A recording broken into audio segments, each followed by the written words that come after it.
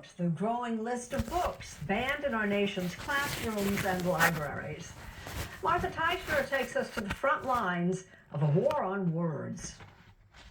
I'm looking at Catch-22. Kurt Vonnegut's Cat's Cradle, The Great Gatsby. Classics, every one of them banned in some places. The Chicago Public Library put them on display in defiance of efforts nationwide to ban books. There was somebody who objected to the profanity or the challenge to the status quo. Deborah Caldwell Stone is director of the American Library Association's Office of Intellectual Freedom. Her job is to know what's being targeted. LGBTQIA books they deem to be critical race theory, but were actually books on the history of racism, slavery in the United States, or representing Black voices, were overwhelmingly being targeted by these demands to remove books. Tomorrow, the American Library Association will announce the most challenged books of 2022. Yes, race, controversial aspects of history, vulgarity, and violence may be red flags found in a number of books already challenged or banned, but sex and gender are now overwhelmingly the subject matter being attacked. Parents, when they're sending their kids to school, they should not have to worry about this garbage being in the schools. Ammunition for Florida's Republican Governor Ron DeSantis's war on woke. Books like Gender Queer, an intensely polarizing exploration of gender identity at the center of the book battles. It is a graphic novel, so certainly it's more in your face, but it's not intended to titillate. It's intended to provide a window onto one person's experience, not knowing their gender identity and needing to explore that. Between 2020 and 2022, the number of individual titles challenged spiked more than 1,100%, from just over 200 to more than 2,500. Since 2021, school districts have banned books in 37 states, with Florida and Texas leading the pack. These were organized efforts by groups of parents arguing about parents' rights. Moms for Liberty soon came to prominence as a group that was driving a lot of book challenges in local communities. The book Gender Queer was in our school libraries. Had Moms for Liberty not brought that book to your attention, it might still be there. Launched in 2021, the group now claims 275 chapters in 45 states, with 115,000 members, and counting. Never bet against a mom. I mean, nobody's going to defend anything like a mom is going to defend their child. Tiffany Justice and Tina Deskovich, both former Florida School Board members, founded Moms for Liberty. We're joyful warriors. Joyful warrior. Their aim? To play hardball with a smile. We are organized, we are angry, and we know our rights. Enjoy the time you have left. We want people who are serving an elected office that respect the role of the parent in a child's life. So in 2022, our chapters endorsed in over 500 school board races across the country, and they won 275 seats. What kinds of books do you want in schools, in libraries? Books that educate children. That's a generalization that Books that don't have pornography in them. Let's start there. Let's just put the bar really, really low. Books that don't have incest, pedophilia, rape. Stop it! Talk about Orwellian, like calling this organization Moms for Liberty when it's actually for suppression is about as basic as you could find in 1984, which I think is listed as a young adult novel still and probably has been banned in lots of places. Cartoonist Art Spiegelman has been speaking out ever since the McMinn County, Tennessee School Board voted unanimously last year to ban Maus, his Pulitzer Prize-winning graphic novel about the Holocaust, citing violence, profanity, and because of this image, nudity. I think it's possible for an adult to say, I don't want my kid reading that book in class, but to forbid the other kids from reading it or taking it out of the library, that's not liberty. That's suppression and authoritarianism. Spiegelman says, fight back.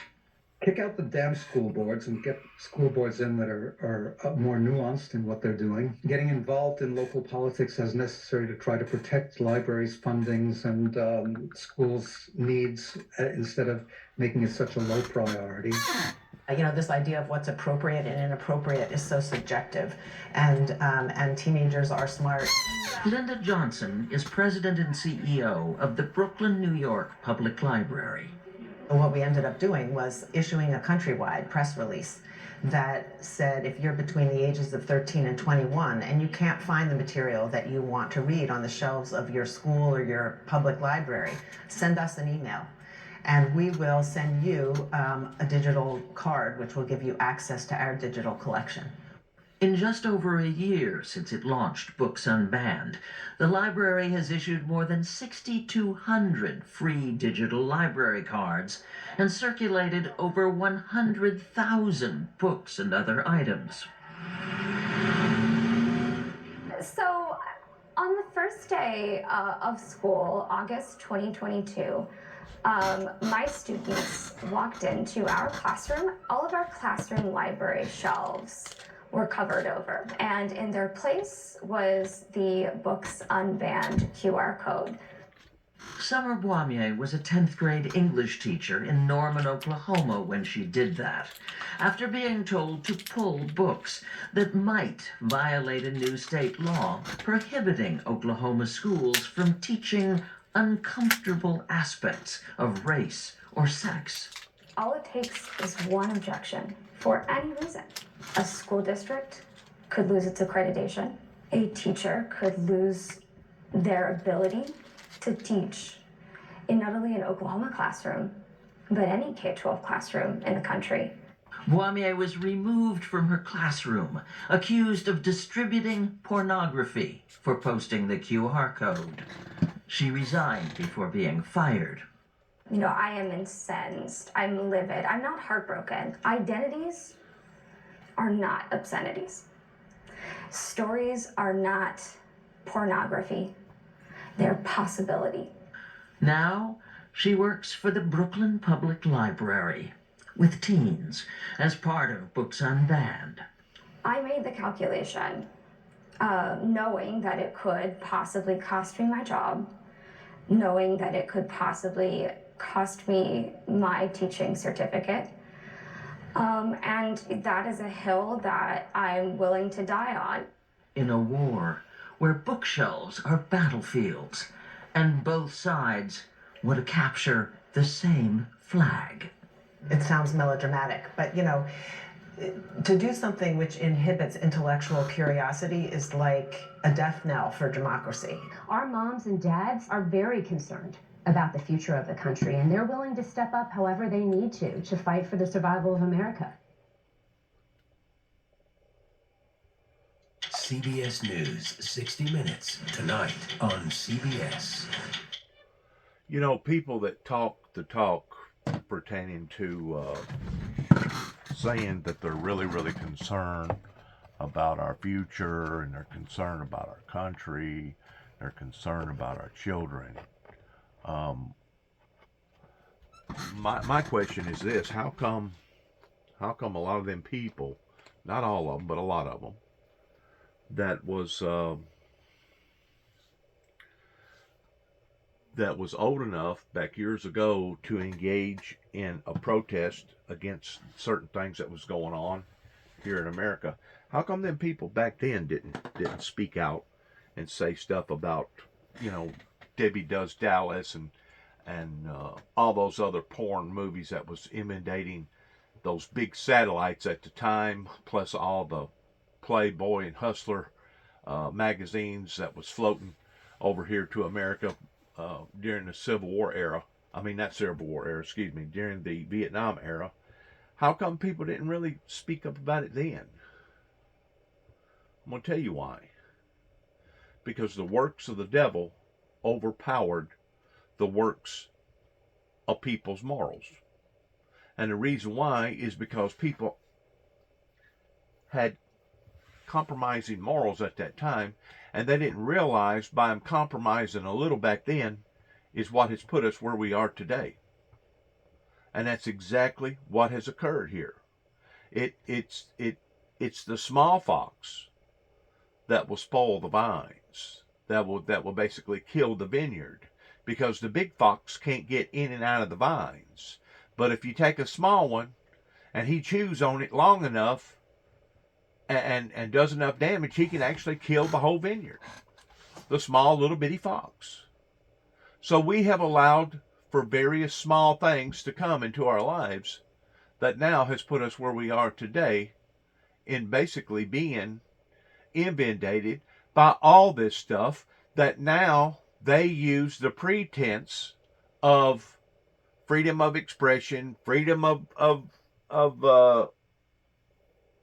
freedom of speech, freedom of religion, freedom of this, freedom of that.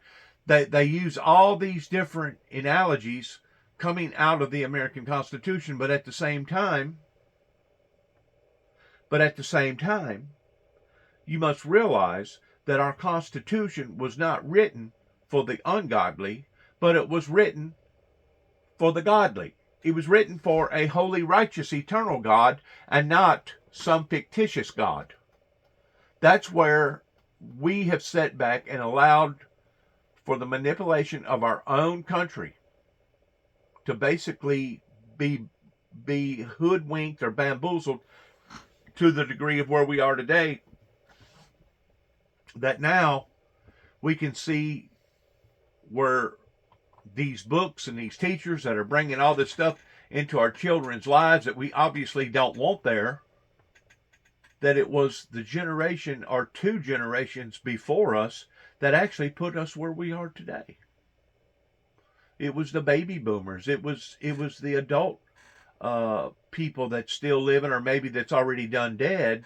Those was the ones that didn't fight the good fight. Those was the ones that didn't stand in reference to the true godly morals. And because of it, like I said, it has put us where we are today, towards a country that is haggling and debating on what is appropriate versus what is not appropriate. We're haggling about the Bible towards what is accurate versus what isn't inaccurate. In other words, we have become too free of a society over here in comparison to a communist controlled country, in which I'm totally against a communist controlled country, but I'm also totally against a country that basically you can say and almost do anything that you want to do without there being any type of consequences for. That's like me being reprimanded in 2005, or they tried to make it look like they was reprimanded me. They actually punished me and kidnapped me and drugged me all the way from Huntington, Tennessee, whenever I was working for First Collision there in Huntington, Tennessee, by the name of David Lloyd and Jimmy Darnell. Here in Martin, Tennessee, they went all the way, went over like 2 counties, and kidnapped me, drugged me back to the precinct, and questioned me about if I had handed a guy some Bible literature, and I told him that there was a strong possibility, because of the roaring of the controversy that was happening in my life, that I was liable to wind up on the Channel 6 News, that there was going to be an explosion of activity surrounding my life.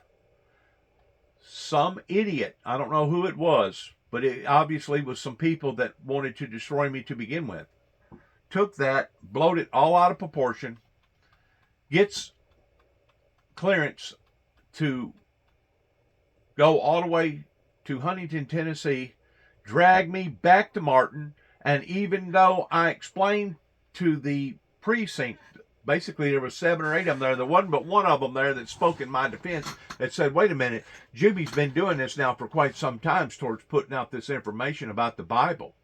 In actuality, it was them that was breaking the law, because first of all, I didn't have no harmful intentions in using the word explosion, because I wasn't in a theater, and I didn't pull down a fire alarm either in a school or a hospital that has the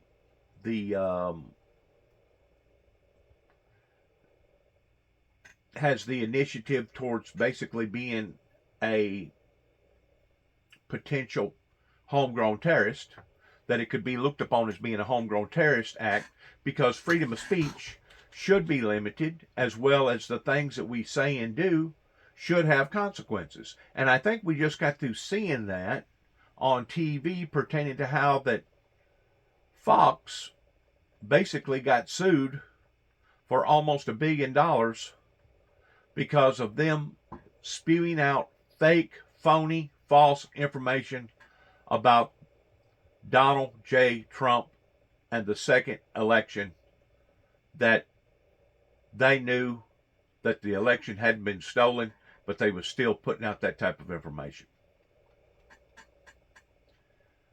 Going back to me, I was not in a theater crying fire, fire, fire. I did not pull down a fire alarm, but yet now these people pursued their endeavors towards trying to ruin my life by putting me in the category of a potential homegrown terrorist. Why would had anybody have wanted to have done that to a grown man that at the time I was probably about 54, 53 years old, something like that, maybe 55, I don't know.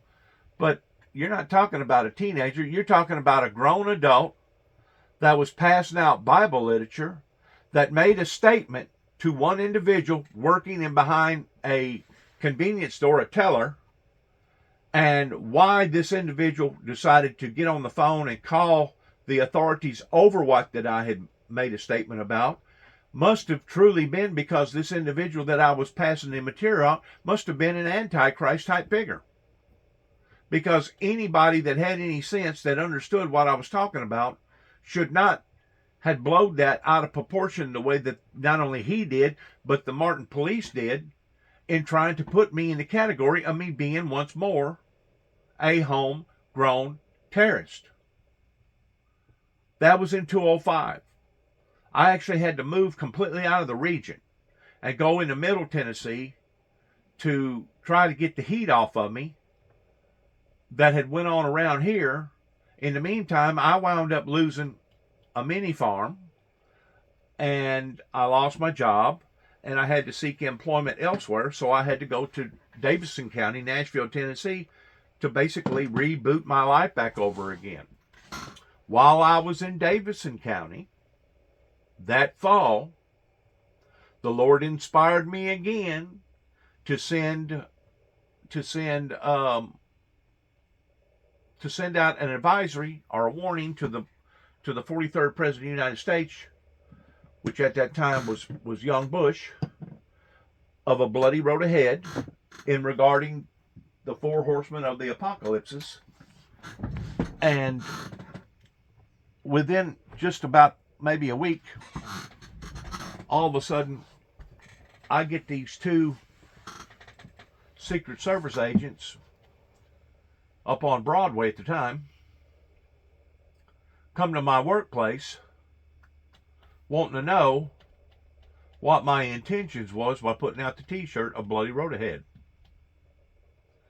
I had to explain to them, because at the time I was working for Price's Collision Center, which was in view of the Capitol building right in downtown Nashville. After me explaining to them, it was two of them, obviously they themselves was either ignorant or couldn't put two and two together, because it was, I mean, whenever you paint a picture of the four horsemen of the apocalypse on a t-shirt, and you put on there a bloody road ahead, and if you know anything at all about the seven seals in regards towards the judgment of God pertaining to the Bible, and they claimed that they was Church of Christ, but you know, you can claim anything, but that don't mean that you are. But what even added insult to misery is that I had quit Mr. Price and went to work for another dealership south of Nashville by the name of Bill Hurd at the time. Bill Hurd was one of the biggest General Motors dealerships in America at that time. I think he owned about 16 or 18 dealerships. a matter of fact, whenever he declared bankruptcy on his company, it cost General Motors something like $3.5 billion. It was an astronomical amount of money is what it costed General Motors. But I was working for them at the time whenever I got a telephone call, and I can't remember if it was right after Katrina had hit in 2005 or right before. I think it was after. I'm pretty sure it was after. But I got a telephone call from Homeland Security telling me that they had some more questions for me and that I needed to come to their office and be interviewed by them. Well, like a vulnerable person that I am, towards being honest that I am, I knew that I didn't have nothing to hide. But basically, I walked right into a trap. This was on a, I think it was either on a Thursday or a Friday. Walked into a trap to the point that there was a crisis center female attendant standing behind the desk that was asking me 2 or 3 different questions. And before I had time to answer either the third or fourth question, she stands up and says, "Yep, I think there's something wrong with him. Do something with him." And according to their laws, their city laws, that's all it takes in Nashville is to have somebody with that type of authority, medical authority, to say, "Yeah, I think there's something wrong with him, send him off." And by law, they can send you to a mental institution towards being evaluated to see if you are a harm to yourself or a harm to others, and hold you for 72 hours. And according to our laws, there's absolutely nothing that you can do about it. Now, they claim that our country over here is not a dictatorship. They claim that our country is not a communist country. But whenever you can basically pick and choose and pick any and everybody that you want to pick and choose out of your own self-interest, that I'm going to make this person, this human being's life miserable by agitating and aggravating them, even though they hadn't really done nothing to break the law, we're going to punish them by throwing them through the circuit. Whenever you have people that are doing this intentionally, you basically have people that are breaking their own constitution. Because you keep in mind, the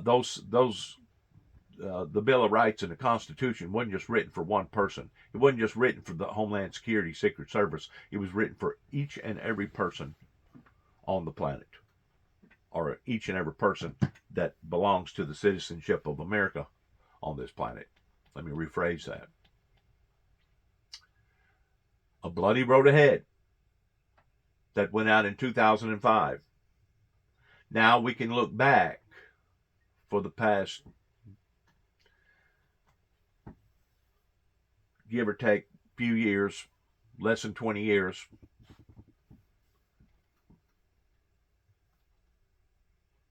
We can now look back and see 17 years has passed of how that warning, that advisory, that prophecy is now fulfilling itself towards seeing all the gun violence and all the turmoil that's happening over here in America. So obviously, not only was my message not taken promptly as a true warning or an advisory, but it was blown out of proportion to the degree that they must have thought that I was going to create a bloody road ahead. That, to me, goes beyond ignorant to the degree that now they are intentionally doing what they're doing. Just like whenever I was up around Kentucky, up around Grand Rivers and Benton and Calvert City, western Kentucky, and I put out advisories towards electrical disturbances to come. They basically done the exact same thing. They took my information, blowed it completely out of proportion, and tried to emphasize that I was the one that was going to create the electrical disturbances by blowing up the Kentucky Dam. A matter of fact, that not only happened once, whenever I got arrested and my truck was thrown in pound there at the Kentucky One State Trooper office, but then about less than 10 days later, they come at me again towards trying to get me to make claims that, yes, that's exactly what I wanted to do, which was blow up the Kentucky Dam, which was totally unheard of. It was totally out of context, because if you're a true born-again Christian, you're not going to be harming and hurting people. The teachings of Christ said to shake the dust off your feet and move on if they won't accept you. And if you can't convince people of being converts for Christ, not converts for yourself, but converts for Christ through the movement that you're involved in, well, then you're not supposed to force that upon to those people. You're just supposed to shake the dust off your feet and move on. And you know what the Word of God says about that? It says that it would have been better for Sodom and Gomorrah than for those people that basically turned you off, or better than that, physically attacked you. And that's what Homeland Security done, not only then in 2005, but they also done it to me in 1991 in Wheeling, West Virginia, whenever they tried to say that I was on my way to take out one of their presidents, which was George W.H. Bush Sr. So, because of these government officials that have broken their own laws, creating malice, just like in 1989, whenever I was in Jackson, Tennessee, they confiscated something from the Windmill Ministries missions that they never should have confiscated. They created malice. Since the 9 tapes went to the White House in 1988, that has basically put me in the center of a bullseye towards various officials here in America not wanting the founder of the Windmill Ministries to succeed in what that I felt like and still feel like that God had called me into.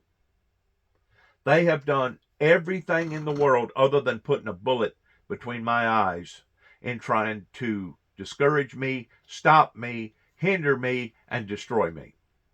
They have done everything in the world. So whenever I sit and tell you these things about what that they have done, I can prove it.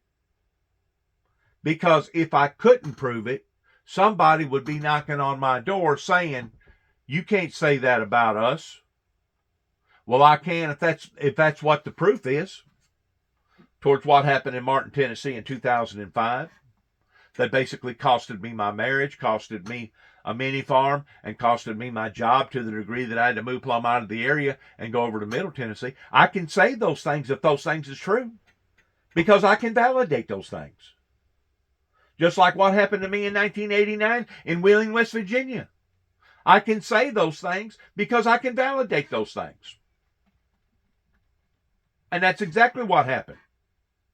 Ever since, I've said this before, I'll say it again, ever since I basically stuck my foot in the political world, in which, I've never been a public person. I've never wanted to be a public person. As far as I know, I never did have no family members that was a public person. About the closest that I can come to that anybody in my family was a public person would have been my cousin Jerry Wayne Madison, that lives down in Plano, Texas. Him and his wife started selling real estate. But that's not really a public person, because selling real estate isn't no different than selling cars. Selling real estate really isn't no different than selling farm equipment. Just because you're selling houses does not really make you a public figure. My uncle Ronnie, that was my youngest uncle out of all the uncles that I had, which would have been my dad's youngest brother, he was a minister up in Michigan for a while, that I guess you could probably say that he was a public figure, but at that time they didn't have near the technology that they have today pertaining to social media platform. A matter of fact, you will find churches here in this area that even to this day, with the technology being as strong as it is, does not want any type of digital technology in their church. And to me, they've either got something to hide, or the things that they're involved in, they're not proud enough to display it into the eyes of the public. Now, the reason why I'm saying this is because of the young actor that said that she had a problem in stepping out into the eyes of the public. It's one thing to purposely say, you know what, I want to be an actor. Or you know what, I want to be a judge. Or you know what, I want to be a school teacher. And it's another thing if God is the one that called you in being that. I did not want to step out into the eyes of the public because I myself, growing up, fighting against God and running from my obligations and my responsibilities towards Him, I myself really didn't want to step out into the eyes of the general public because A, I wasn't smart enough because I didn't graduate in school, and B, I didn't want to air my own dirty laundry because I didn't feel like it was nobody else's business to know about my mistakes. But if God calls you into that arena, you really don't have a choice other than being disobedient and then you suffering because of your disobedience. So it kind of put me in between, it didn't kind of, it did. It put me in between a hard place and a rock to the point that what are you going to do? Are you going to suffer the consequences towards stepping out into the eyes of the general public, towards allowing for them to persecute you? Or are you going to be disobedient to your Heavenly Father and allow for Him to persecute you? Well, the hands was down immediately towards what I'd rather be persecuted by. And don't think that the human sources out here can't be cruel and indifferent and cold, because they sure can.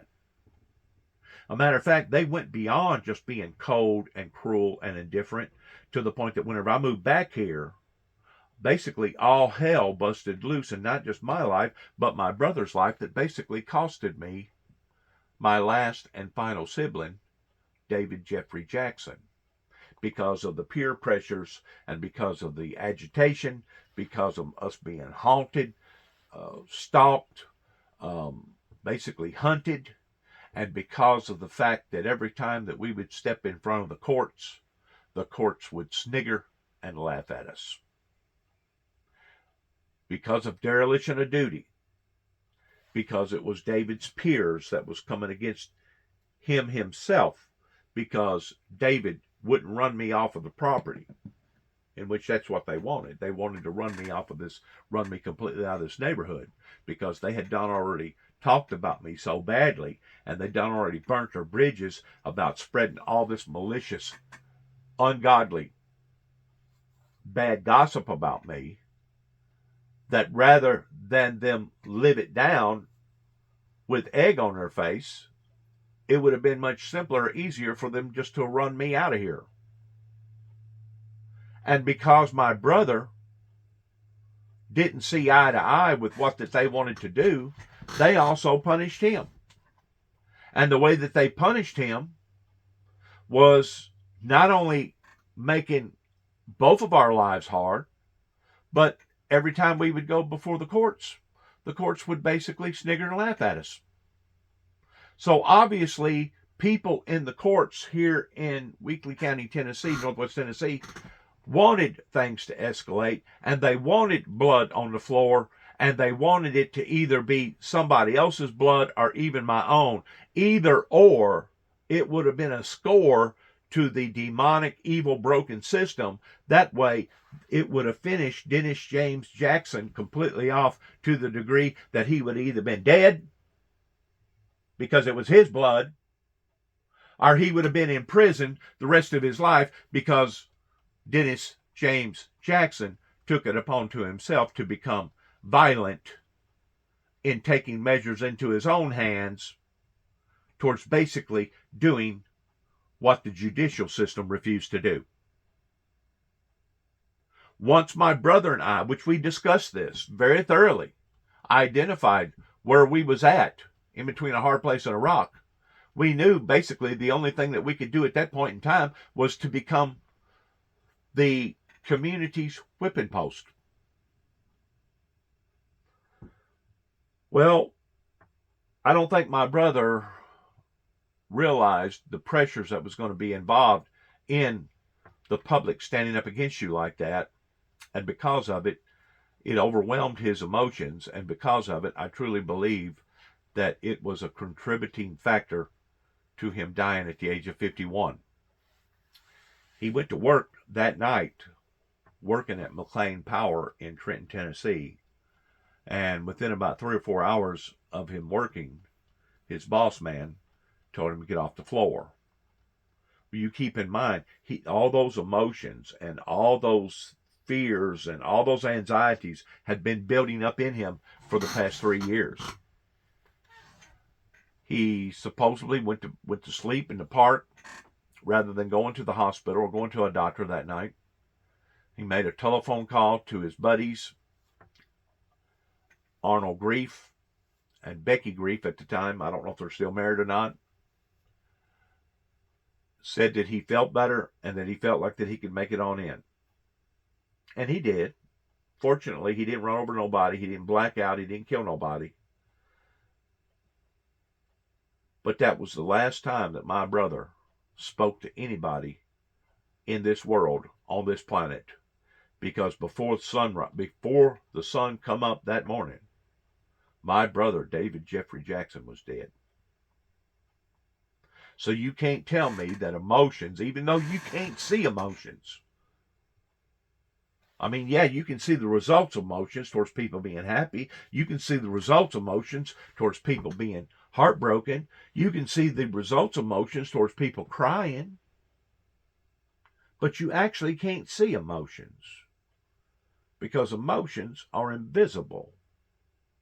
Though you can feel them, you really can't see them. You can see the results from them, kind of like the wind. You can't really see the air moving in front of you, but what you can see is the results from excessive amounts of wind, and we're seeing that now again and again and again, pertaining to all the damage that the wind creates out of tornadoes and hurricanes and etc. It's time for people to waken up in regards towards what we're actually fighting up against. And even though it was difficult for me to stand out in the eyes of the public, especially in 1989, whenever I started passing out material, I knew that it was going to be difficult for me to launch this ministry and get it off the ground the way that it was supposed to have, because of their ideology that had been taught in the Bible Belt area up here, that people had already become asphyxiated with, towards basically becoming indoctrinated in the way that they believed. So I knew that I was going to have a tough time whenever I first stood out in the eyes of the general public. But I had no earthly ideal at the chain of events that was going to occur again and again and again, that was going to snowball from basically where they started with Homeland Security. They picked it back up in Martin, Tennessee, okay, towards trying to put me in a category of the potential of being a homegrown terrorist. Then they picked it back up in 2007, along about June or July, up in western Kentucky. That didn't work neither. I had to skip the country and basically go out to Denver, Colorado, and give things time to settle down before I could come back into this area. And then on top of that, in 2009, while I was out in Oklahoma City, Oklahoma, after I'd already been out to Mount Carmel, Texas, once more the snowball got a little bit bigger, and the authorities out there trying to put me once more, this is a pattern that was happening in my life, in the same category towards me being a homegrown terrorist, similar towards Timothy McVeigh and Nichols, that created such horror in the people's lives in 1995 in downtown Oklahoma City, Oklahoma.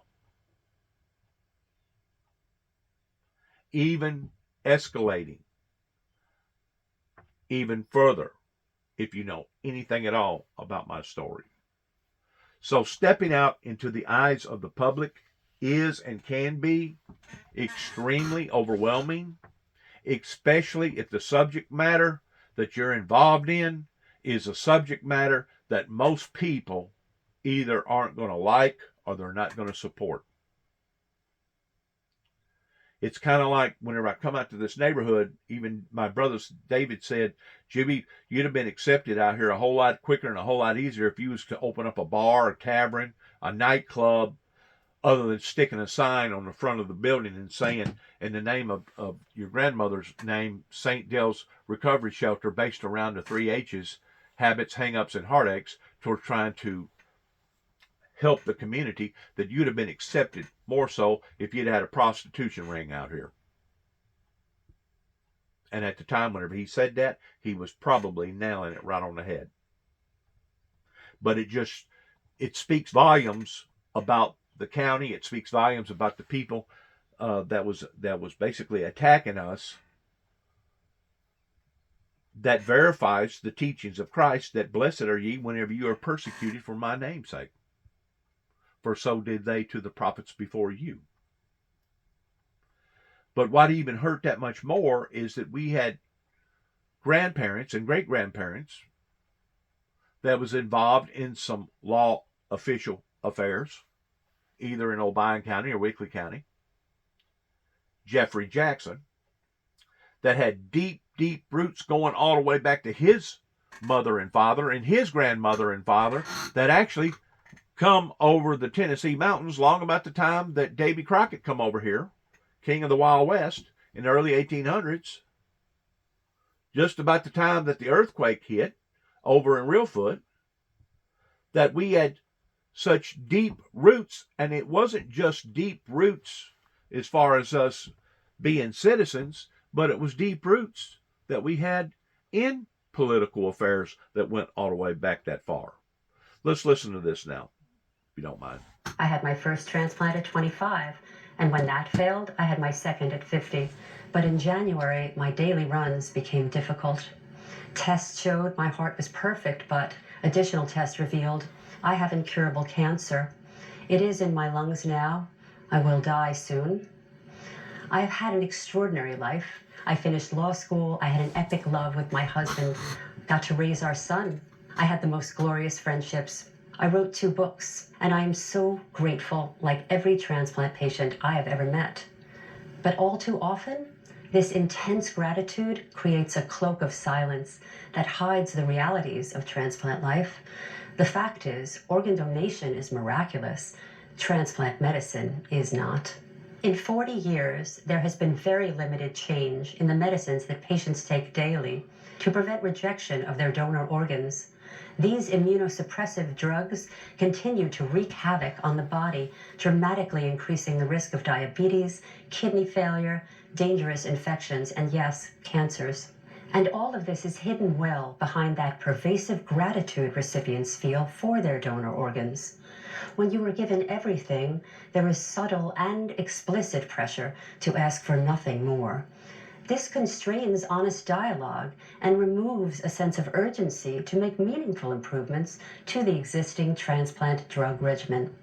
Perhaps this is why life expectancy for heart transplant patients has not changed substantially since my first transplant in 1988, or why the federal agency metric for transplant success sets an embarrassingly low bar of 1-year survival, or why research for new transplant medicines is chronically underfunded. So I am speaking up now, while I still can, for change, and for all the transplant recipients I've known who died because medicines fell short, and for the donor families who gave life to these patients. They deserved so much more, and there is nothing ungrateful about saying so.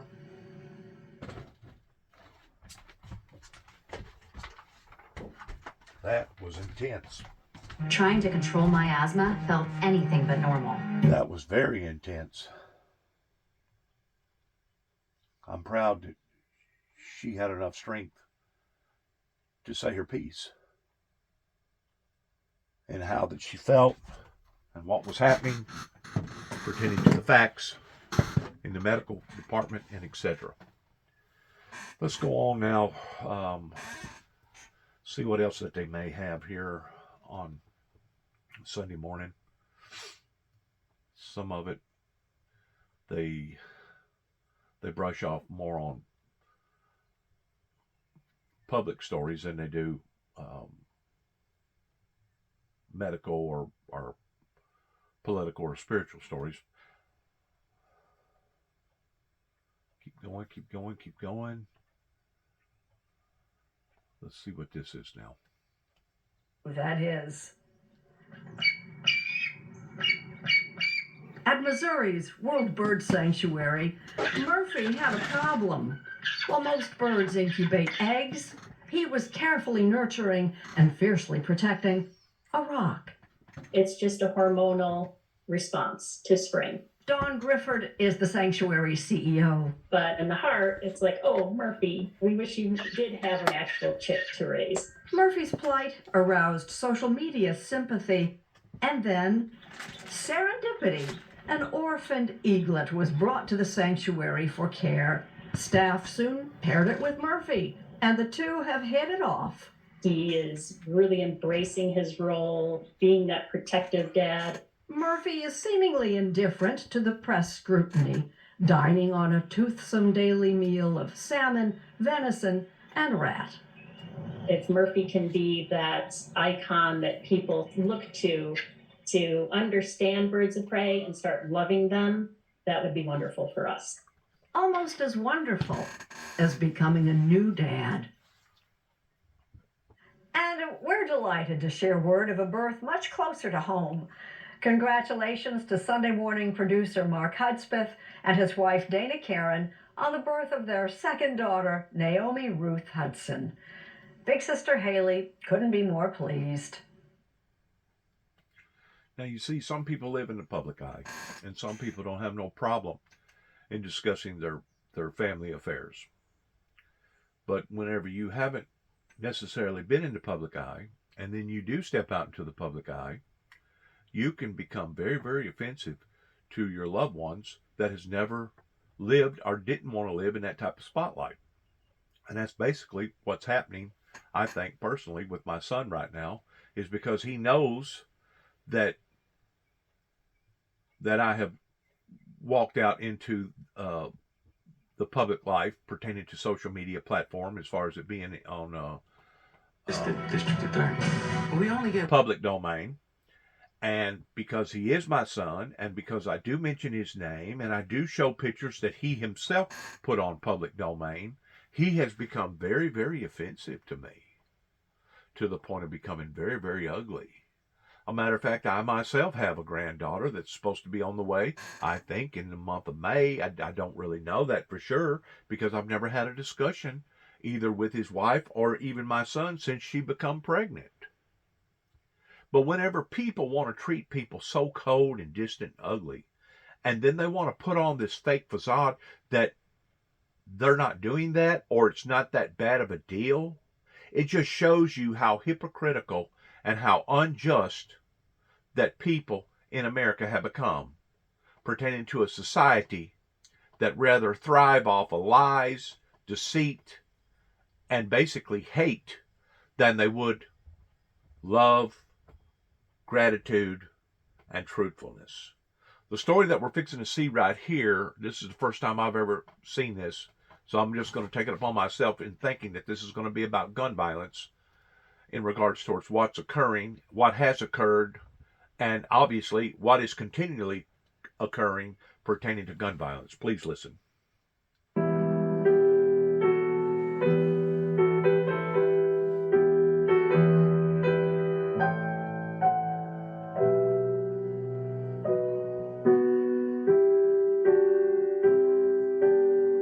Look at the statistics, and I'm pretty sure that's just for this year, as of April the 22nd. These are these statistics off of guns. I don't know if they're going to say anything, but what they've already done said, to me, is appalling. is appalling that a Christian society over here in America that would allow for this to get this far out of hand.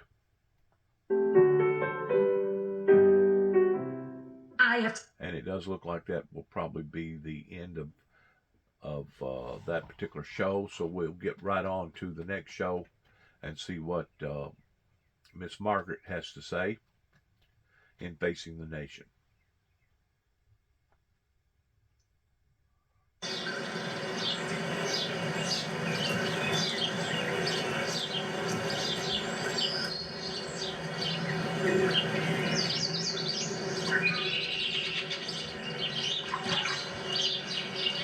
I do want to weigh in on the animal kingdom. I didn't know this until yesterday, with yesterday being Earth Day. I was watching a lot of Earth Day shows. Watched a little bit of alien stuff too, History Channel stuff, but I watched a program pertaining to elephants. And I knew that elephants was very sensitive whenever it come to them being able to detect water, but I didn't realize that they could detect water for over 12 miles. That if they was out in a desert searching for water, if there was water, even if it was just a small pool of water somewhere within 10 to 12 miles of where they was, they could detect it. I don't know if they could smell it. I don't know if they could sense it. But I also found out yesterday, that was really a sad note, that out of all the animal kingdom, the elephant is the one that basically grieves over the death of a loved one. This particular program showed this older elephant in a dried climate that had a baby cub. The cub, probably looked like the cub was maybe 6 months old. Cub probably wasn't even a fourth of the size of what the mother was, but because of it, the calf, the cub, was vulnerable, and there was a whole group of lions that was circling around the big elephant, and from time to time they would get a lick in on the little bitty baby, and once more, if you hit the baby enough, just like a human, eventually you'll weaken the baby to the point that the baby couldn't even get up, and of course the baby died. The mother grieved all that night and the following next morning until she finally decided that she wasn't going to be able to save her young cub until she finally left. The bigger lions would not attack the bigger elephant because they knew that she would kill them if they got that close. But they chose something very, very vulnerable, which was her cub. To me, the way that all them lions circled around that cub, because that cub was vulnerable because of it being so young, is just exactly what humanity has done around the founder of the Windmill Ministries. They knew that they should have supported me going all the way back 30 plus years ago, but it left me vulnerable. Because I was vulnerable in being a one-man pony show, I got subjected to more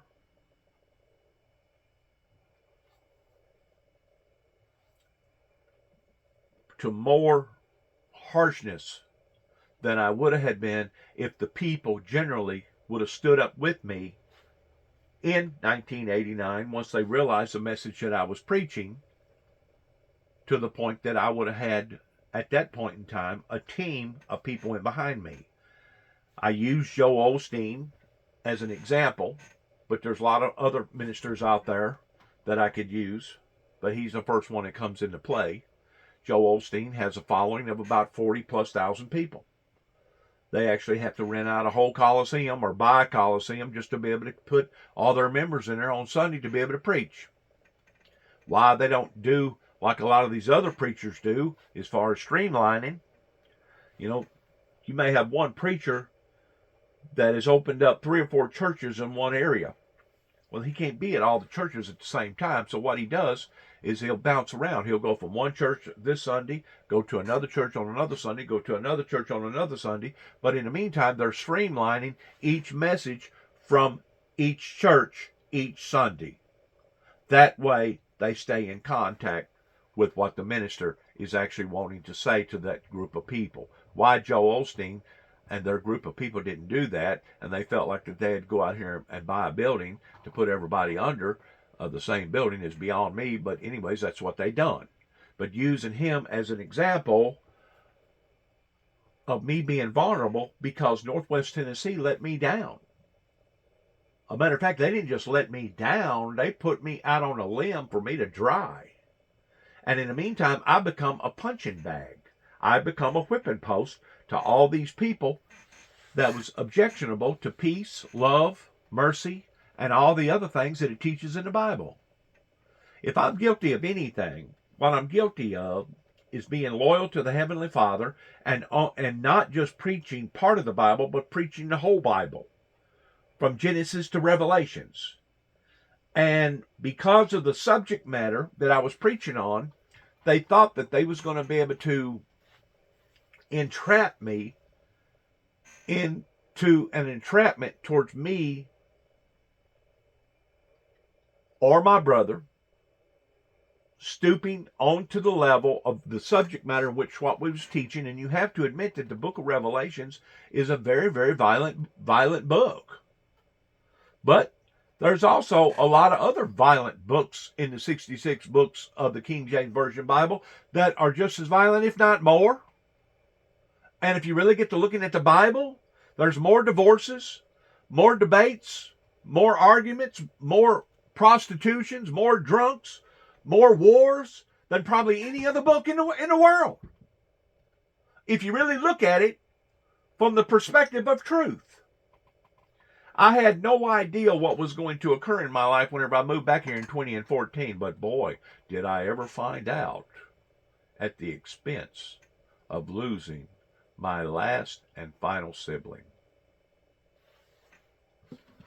It was so sad in what the courts and what grown-ups has allowed to get out of hand, not just with the founder of the Windmill Ministries missions here in Northwest Tennessee, but all of it in general, with all the gun violence, all the drug overdoses, all the illegal immigrants coming over the border. You don't think that these people are going to have to give an account for all that one day?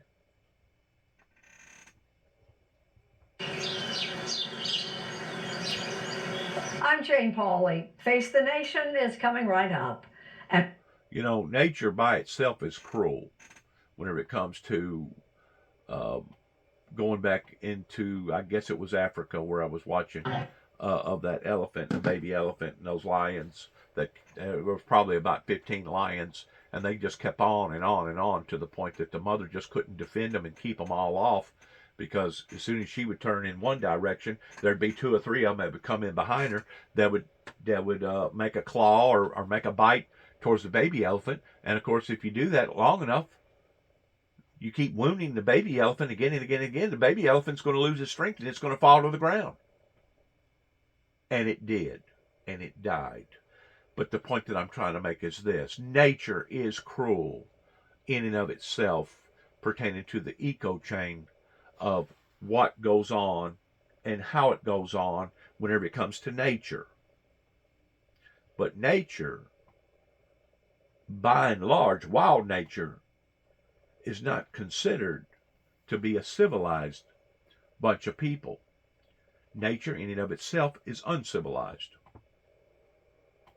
which once more speaks volumes about the subject matter that I'm talking about, of a group of people that was supposed to have been acting in a civilized way, that whenever I come back here, even their very own courts, Tommy Moore, Judge Pence, their prosecuting attorneys, the law enforcement agency up here in Martin, Tennessee, their political arena over here in Kenton, Tennessee in 1983.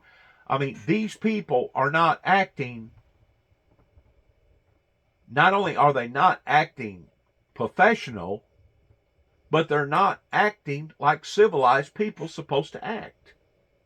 And how come this has happened in this late of the game in the 21st century only speaks volumes about certain remaining people in Tennessee along with what happened in Nashville, Tennessee about 2 weeks ago over 3 individuals that was standing up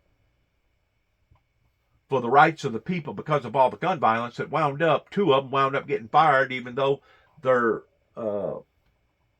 people put them back in power where they had originally come from. But it speaks volumes about what type of people is still in charge here in Tennessee. And I love Tennessee to no end. A matter of fact, some of my greatest heroes have lived here in the state of Tennessee, less than about 7 or 8, 10 miles from where I live, right here, pertaining to Davy Crockett, king of the wild frontier. But the people that are living today in the state of Tennessee are not anything even close to being like that generation was back in the early 1800s. And once more, the proof is in the pudding because of all the gun violence, because of all the crime, because of all the drugs, because of all the illegal immigrants, because of us being $32 trillion in debt. Proof is in the pudding in how that these people have failed the younger generation. But yet, no, none of them want to come clean to admit it. That shows you how sorry and how rotten that group of people is. You know, I'm fighting for my granddaughter, even though my own son don't want to treat me like a son.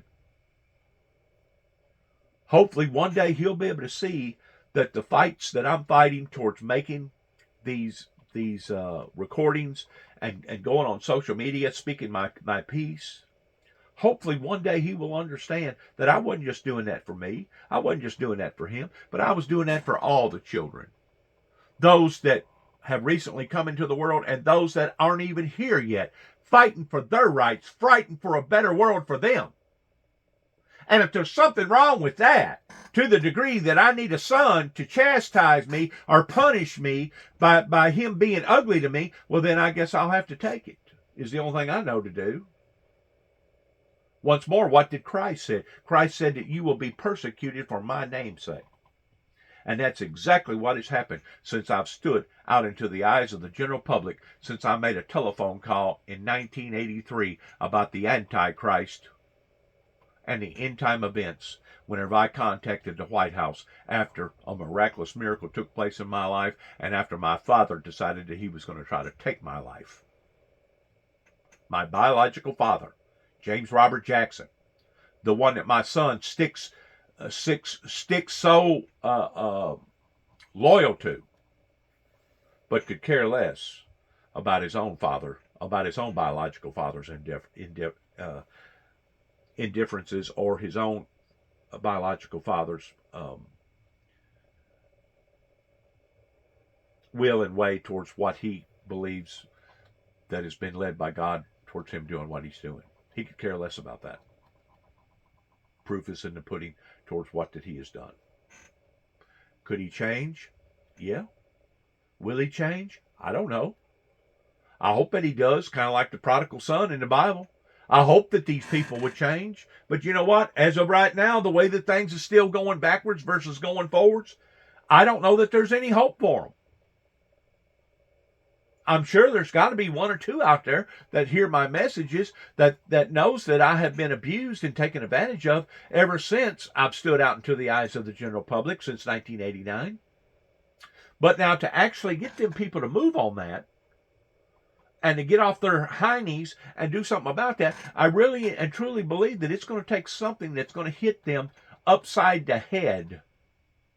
And I hope to God that it don't happen, but it looks like that's the only way to wake them up, is that it has to become in-house. It has to come home to them of seeing a loved one die of being overdosed or somebody getting shot or killed or something horrendously happening in that person's life out of Sudan before they're ever going to change their wicked and demonic ways. We'll talk with Delaware Democrat Chris Coons. He's on the Africa Subcommittee in the Senate. Then, the Supreme Court makes an emergency ruling to keep mifepristone accessible for abortion, but sends the case back to the lower courts. Is the fight over? We'll tell you what's next. And the politics of abortion within the Republican Party. Our Robert Costa sat down with former Vice President and potential 2024 candidate Mike Pence. Will he enter the race and challenge the former president? Are you leaning in or are you leaning away from running? Well, I'm here in Iowa, Robert. Plus, a series of deadly shooting errors. Firing first and asking questions later is taking its toll on a nation already anxious about gun violence. We'll talk with the mayor of Kansas City, Quentin Lucas, about the challenges he's facing running a blue city in a red state. Finally, an interview with Israeli Prime Minister Benjamin Netanyahu. He's back in power, but what's different now? It's all just ahead on Face the Nation. So we're going to skip out on about 2/3 of everything she just got through mentioning. I realize some of the serious matters, especially with what's going on right now over there in Kenya, I think, Sudan, over in that area That pertaining goes to a from war. Khartoum all the way over to Port Sudan on the Red Sea, which is a 12-hour drive under the best conditions. So they can conduct reconnaissance over that, and then they can have U.S. Navy ships waiting to take in any Americans who make that drive. But See, we haven't even been looking at that for the past year or so, pertaining to an uprising over in that area. That now that has sprung up. Another fire has sprung up. We knew that there was going to probably be a fire in Ukraine pertaining to the Russians. We feel like that there's going to be another fire that's going to erupt probably somewhere over in North Korea or China pertaining to Japan. And we know, according to the Bible, that there's going to be a flare up in the Middle East pertaining to Iran and the sea drying, the river Euphrates drying up, and going to be a million-man war that's already been projected of happening on the planet before the end of time. We know this. But now something else has sprung up. And you also have uprisings in other parts of the world that are getting out of hand. And it's just too many fires starting at once. I've never seen the world becoming like it is right now in such of a horrifying, horrible way. Let's go to the gun violence right here, because that's where I wanted to go with this. Hope, right there. Let's go a little bit more. Hope. Keep going, keep going, keep going. This has become a main topic of people talking about right now all over America. Not just in some parts of America, but in your churches, in your synagogues. People talking about it at schools, at the water fountains. I was on the verge of getting... Gun violence in America has become one of the leading conversations. There's been, other than the economy itself, the way that the oil petroleum companies have made more money, more profits last year out of jabbing not just the American people but the world in general in making more, better profits than they've ever made in their entire lives. And people knows this, and because of this, that's the reason why I say that the majority of them need to go to jail, and those over in Saudi Arabia need to go to hell because of what that they're doing to the world. They're basically holding the world hostage, and they are the ones that has put not just the American people, but the world in turmoil. It wasn't just COVID. It wasn't just what went on in Ukraine, but it's got to do with how the oil industry has lied to the people, not just the American people, but the world, that global warming wasn't real, and now we're figuring out that it is real. But how that they have jabbed the people in taking advantage of them. People that does stuff like that go to jail. And people that does like the Saudi Arabians have done deserves to go to hell because of what that they have done to we the people. Once more, it was the elderly people. It was the baby boomers. It was those that was in charge of affairs that have let the younger generation down. string of recent shootings, some deadly, following simple, everyday mistakes. Our Mark Strassman has a look at the impact it's having on an already anxious nation. Time and again lately, innocence has met armed Americans assuming the worst. A stray basketball rolled into a neighbor's yard in North Carolina. Gunshots. You shot my daddy. A Texas cheerleader got into the wrong car. And in New York, cars pulling into the wrong driveway became a fatal mistake. Each time, gunshots. My friends, there is a toxic mixture in this country today of hate, of anger, and a population that is increasingly armed to the teeth with deadly weapons. More than 70% of adults say gun violence is a significant source of stress. About half say guns are a constant threat or a major concern, and 62% of Black and Hispanic Americans. Nearly 30% bought a gun as protection from gun violence. Now, I want to weigh in on that. Yesterday, I went to Royal King late in the afternoon. I went to one side of the store. Then I went to the other side of the store. Then I went back to the front. Then I went back to the back. Then I go to the other side of the store. During the time that I was walking back and forth, they have got a gun gallery that sells guns, basically in behind all the cash registers about center of the store. I noticed whenever I first got there, my first time that I went by, there was probably 5 or 6 customers standing around. 2 of them was fixing to purchase guns. The other 3 was thinking about buying guns. Whenever I walked back by again, or travel back by again, because I was in one of the electrical chairs, there was still another 4, 5, 6 customers there, but by this time, the customers wasn't the same people. They was different people. And I'm thinking to myself, wow, they got a good business here, don't they?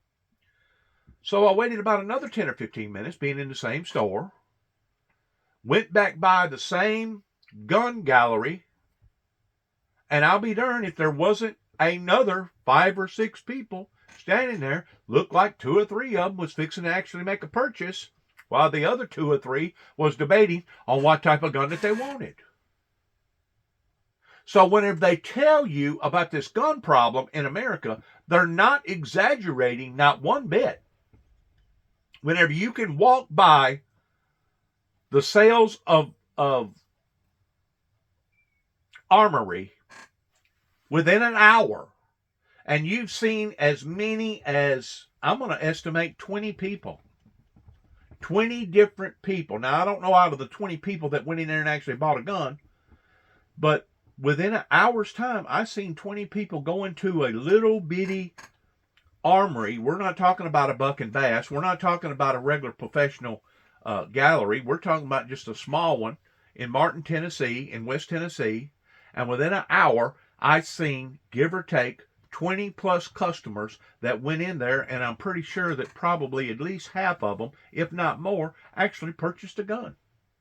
Because you don't go into that area, that gallery, if you're not thinking about purchasing a gun. So whenever they talk about the gun violence, it is extreme. It's not becoming extreme. It is extreme. And if our law enforcement officials cannot think of a way to stop this in a legal manner, then it may be time for what Donald Trump was talking about towards creating an insurrection and taking over them people, getting them people out of office, and putting some more people in there that will pass legislation, laws that will help to protect us and take care of us. Because obviously the theory with the NRA that it takes a good person with a gun to stop a bad person with a gun is not working. And I've said all along that we're under attack, we're under a spiritual siege, but yet no, I don't see no church members, I don't see nobody in the neighborhood that's willing to stand with the founder of the Windmill Ministries. So as I continue to sit and watch my country go down the tubes, in breaking my heart because it's not what I wanted. I wanted to see a revival. I wanted to see peace and utopia. I wanted to see a great movement of God. Beginning in the first phases of the ministry. I've said it, I'll say it again. The ministry that God has given me to help orchestrate has not failed the people, but the people have failed the ministry. Because the calling was there. Proof was in the pudding towards the sincerity. Proof was in the pudding in how far that I was willing to go with this, even to the point of destruction of my own life. But yet, no, I still don't get confirmation.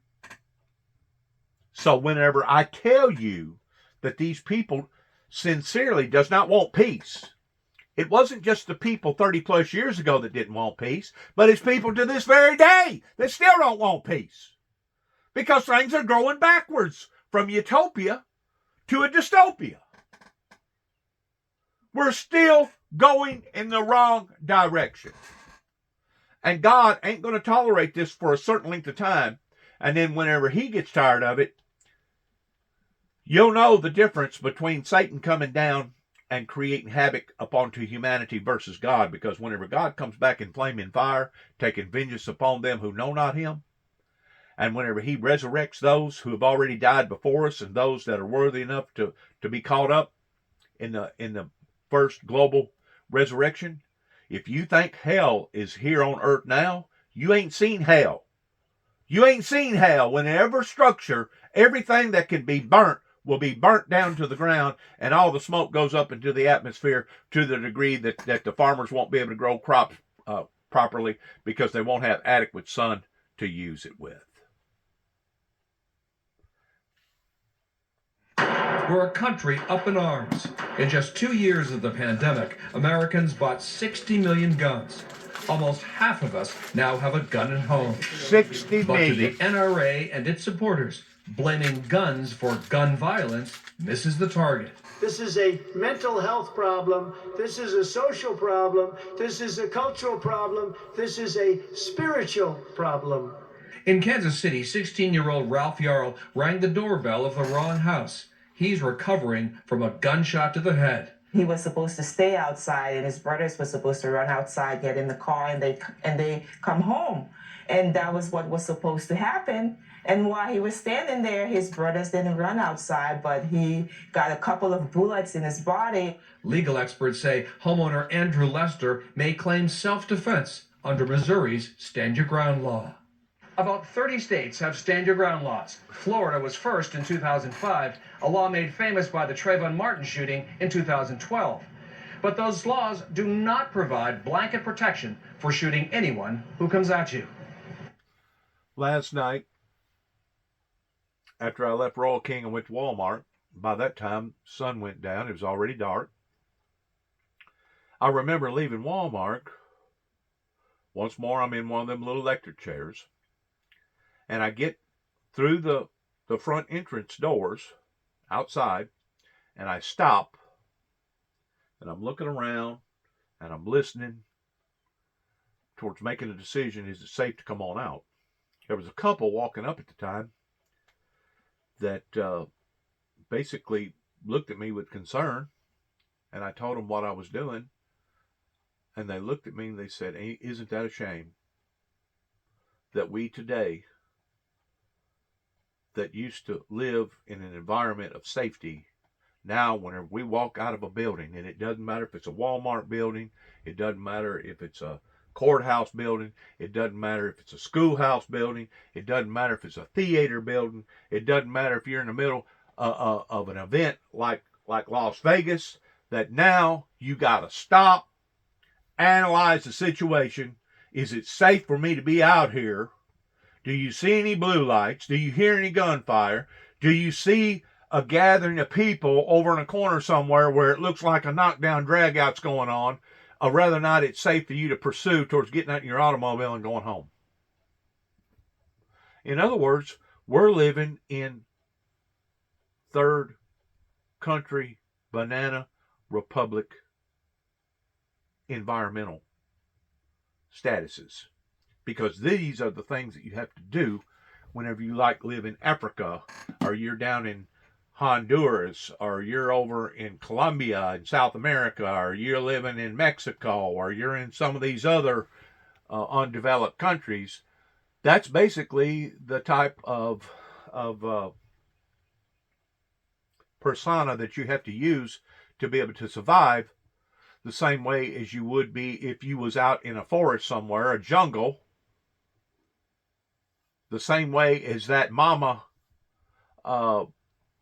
elephant that had to protect its little cub, but because she was outnumbered,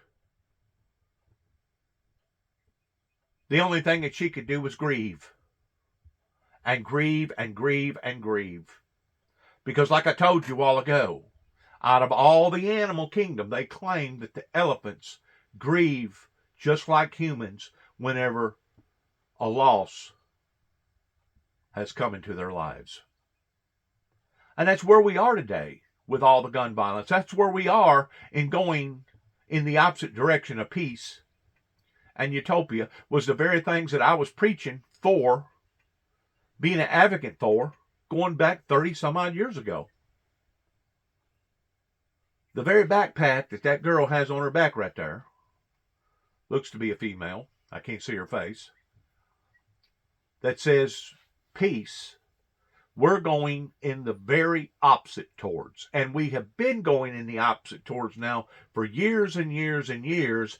And it's only been since COVID has hit that has awoken a great deal of people in understanding and looking at the facts versus living in some sort of a fictitious world, being out of touch with reality. The very thing that I was accused of whenever I was out in Oklahoma City, Oklahoma, and they seen a sleeping bag in the back of my automobile, but back of my truck, and they thought that it was something that was filled full of TNT. And how come they got the ideal that it was TNT is still beyond me, and how come they got the ideal that I was going to explode an area that had done already had an explosion in it is still beyond anything that I can imagine or think of, other than the wicked demonic spirit that was planting these type of ideals in those people's heads. And I guess even to this day, because I had somebody drive by here this past last week, whenever the anniversary come up in Oklahoma City, Oklahoma bombing, driving by here to make sure that I was here. That way I didn't drive out to Oklahoma somewhere and try to participate in some of their activities, because I've already been told, do not come back.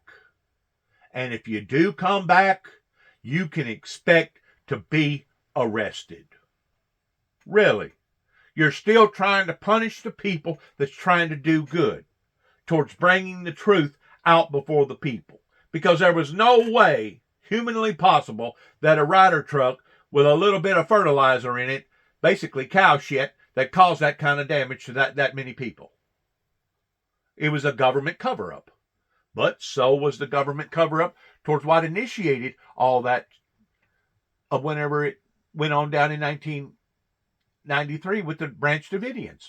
That was another big lie, another big cover-up that the media did not tell the whole truth, nothing but the truth, so help them God.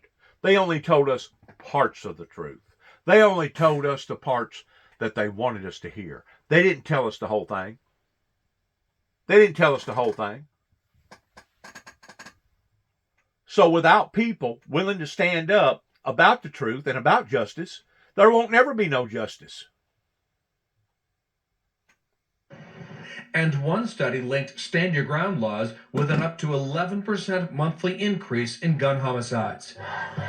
It's a volatile, violent mix. Armed Americans already on edge, and a minor mishap later, gunshots. Our Mark Strassman reporting. And we'll be right back with a lot more Face the Nation. Stay with us. Young lady who was We're living in a very, very dangerous world right now that's probably as dangerous, if not more dangerous, than what it was back thousands of years ago, whenever it was nothing but forests and jungles.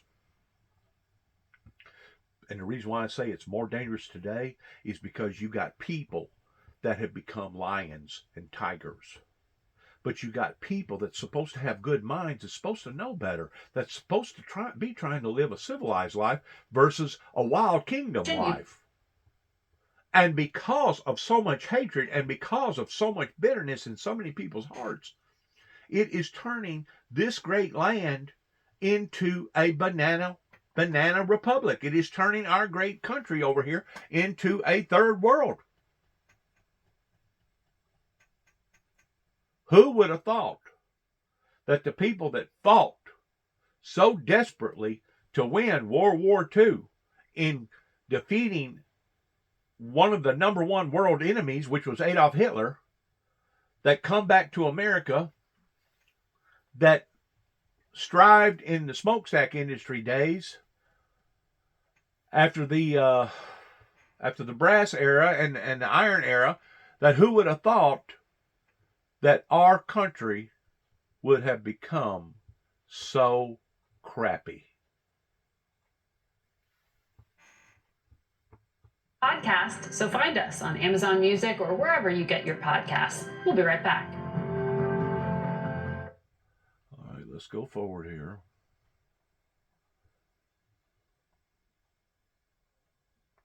Let's see what you got to say now. And give Lumi a try. Miss Margaret. Or Face the Nation, including more of Robert Costa's interview with Mike Pence, plus Kansas City Mayor Quentin Lucas and Israeli Prime Minister Benjamin Netanyahu. Stay with us.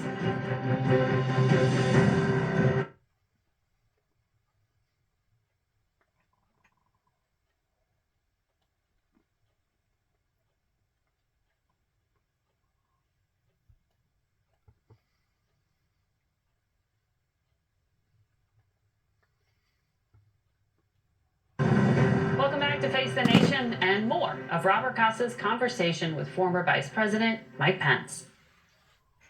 There has been a spate of gun violence in recent weeks, and it's at times legal gun owners shooting people who come up to their door on a driveway, in a parking lot.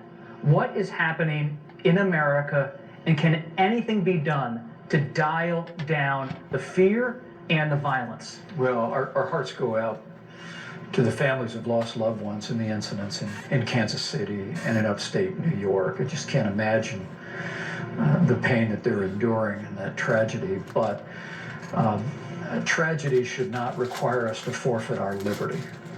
And the right of law-abiding citizens to keep and bear arms is enshrined in the Constitution of the United States.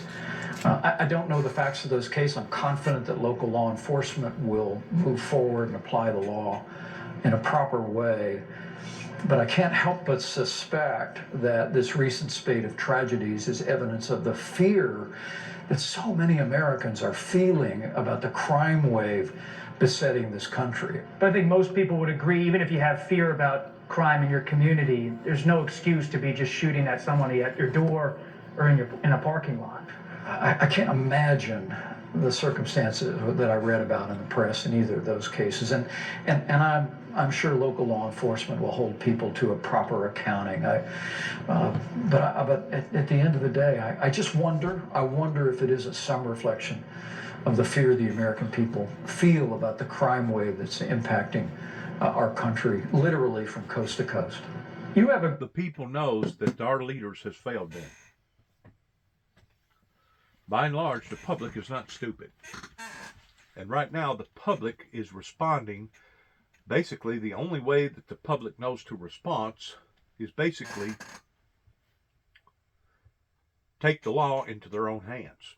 And you have to admit, people that's relying upon to their own ability to have a gun and shoot somebody pretty well forfeits the ideal that why did you ever even have an election towards bringing various people into your lives that was supposed to help to protect your lives if they're not doing their jobs. That's the point that I'm trying to make. And I tend to wonder, other than Donald J. Trump being hard-headed, I tend to wonder if that's the reason why that he was so steadfast in wanting to make sure that he remained in power January the 6th is because he's seen this coming. Like others have seen this coming. Like myself has seen this coming. 2005, I put out a report of a bloody road ahead. But instead of it being paid attention to seriously, I got punished for putting out the warning. Like I said, people are not stupid. I don't even know why we even have elections if our officials that claim to be in power for the betterment of the will of the people, I tend to wonder of why we even have any officials and why we even have any elections if they're going to do such of a sloppy job like they've been doing. So whenever my brother and I, whenever I come back to Tennessee in 2014, and the first thing we built, we erected a cross and turned it to its side, indicating the broken cross, indicating the broken system. Whenever we done that, we had 1,000% intentions in being able to prove that is the reason why that cross went up sideways. Because it is a broken system. And if we as a society aren't willing to fix that system, then we are going to be ravaged again and again and again. The only way, and I continue to keep saying this, is that it's going to take people with good measure, doing it legally, in making examples out of these people, and basically executing them. The exact same thing happened to China in the early 1800s. They don't like to advertise it. Or maybe it was the late 1800s. They don't like to advertise it. But the opium problem over there was so severe that they basically had to genocide the troublemakers. And they had to make a point that we are not going to allow for this to take over our society. And whenever I say genocide, I'm talking about mass graves. They tried not to record it and advertise it a lot. Of course, media was a whole lot different than what it is today. But they was doing that to make a point that if you do this, you will die for doing this. The law in America has lost its better edge to the degree that now if you talk about doing stuff like that, oh, you're the bad guy. You're the bad guy until you get raped or until somebody in your family member gets killed or your child that was at school winds up getting killed. Then you have a different perspective on things then, don't you? And like I was saying earlier, I guess this is the only thing of what was going to awaken the American people. And I'm not so sure that even now, if they'll be awakened. The type of response that I'm getting around here, no, they're no longer driving by here and hunting me, cussing me, falsely accusing me of this or that. They're no longer taunting us and haunting us down here like they was. Thank God for that. But I'm still not getting clear-eyed, clear-minded, good, sound people with coming up with good, sound solutions. You know, you can get on TV all day long and say, oh, that's got to be a heartbreak, and oh, we're praying for this one, and we're praying for that one. Well, you know what? That ain't worth a dime. It's just like a raindrop. If the raindrops never hit the ground, you'll never see anything mature out of the rain. Even Jesus characterized it in the format of salt. He said that if salt has lost its potency, what good is it other than to be trampled down by the foot of man? And that's basically where we're at right now. We're being trampled down. We're being ravaged again and again and again. And every time we see this on national TV, or we hear about it, or we read about it, the good people, it literally tears us apart. It does break our hearts. But at the same time, we're not getting good, stern people up there that are willing to grab the bull by the horns and take care of the problem. I still put a great deal of this up onto the psychiatric community in in wanting to be so lenient on these killers that get out here and commit these acts. I feel like that, yeah, they should have the right for court. They should have a right for a hearing, and they should have a right to appeal it one time and one time only, especially if the evidence is so substantial, indicating that that person did in fact commit that crime. Commit the crime to the degree of capital punishment. That's where we've lost our edge.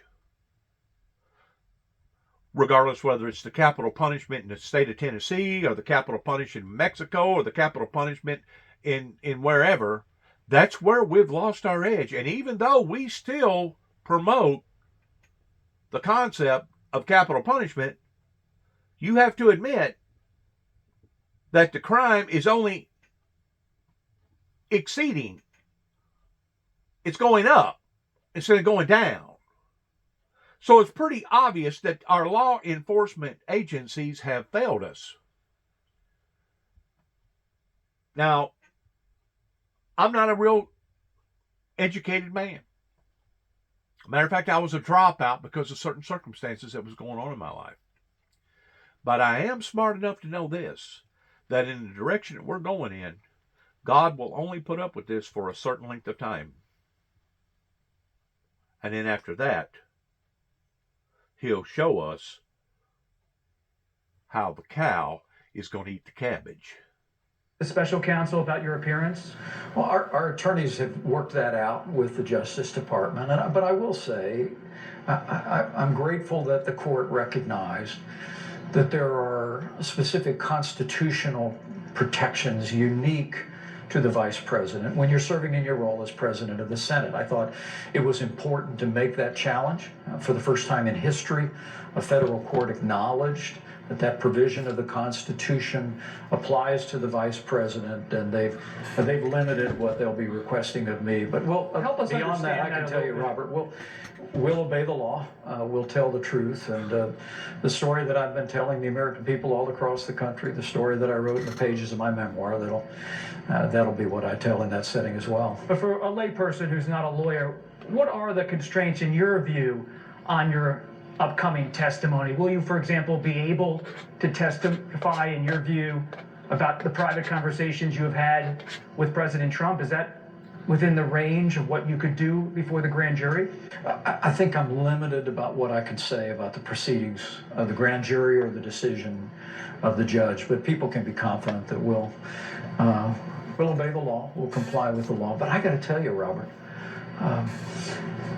nobody's talking to me about this.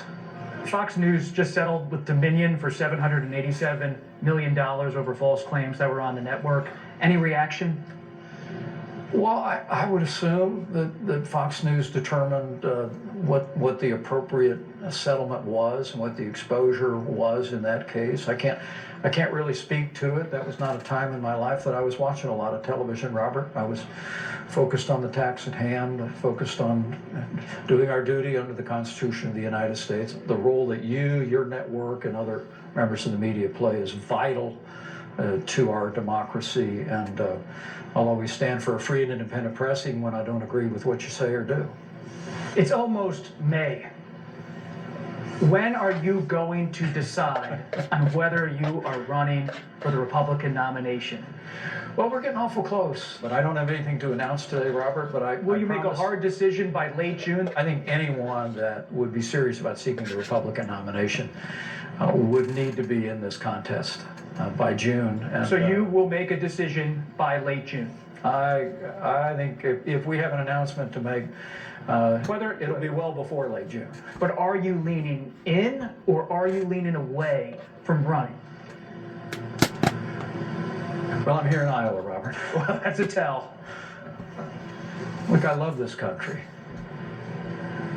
And I think America's in a lot of trouble. And what I hear people telling me is that the challenges that we're facing in an increasingly dangerous world, the challenges that we're facing in this economy with inflation at a 40-year high, a crisis at our border, are going to require someone who has the ability to step in on day one and set our country back on a path towards security and prosperity. And so we're thinking very deeply about that. And as I said, Sounds like I you're don't have leaning anything in. to announce Sounds like today, you're leaning but I look, leaning toward it versus away. I would tell you that I'm very humbled by the encouragement that we're receiving, and I promise when we have something to announce, you'll be among the first to know. Robert Kraus's full conversation with the former vice president is on our website and our Face the Nation YouTube channel. We'll be right back. Once more, we're going to have to go back to the old primitive ways, like the judge over in Arkansas going into Missouri that was accused of being the hangman judge. If we're going to straighten this problem out, we're going to have to get serious about what's happening.